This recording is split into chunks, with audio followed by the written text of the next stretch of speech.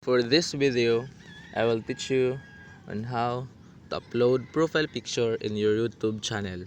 First, we must go to the Gmail app, this one, okay, and then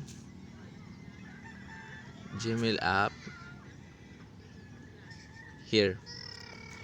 This is actually my account, Ramershine channel.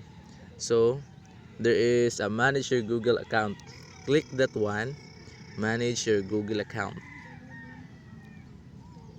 Here, privacy and personalization, we keep your account protected, but that is not actually the the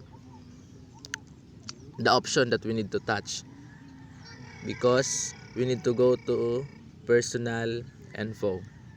Here, profile, some info may be visible to other people using Google services, etc., and name Ramershine channel. Of course, in this photo, or a photo helps personalize your account, so we need to click it, then set profile photo.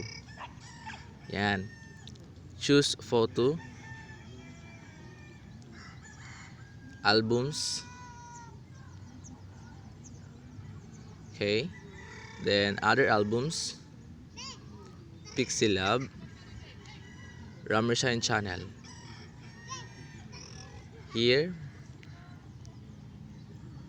Ramershine channel, accept. Setting profile photo. So that's it. So very simple. I hope you like this video, and for more videos please subscribe Books TV. That's all. Thank you.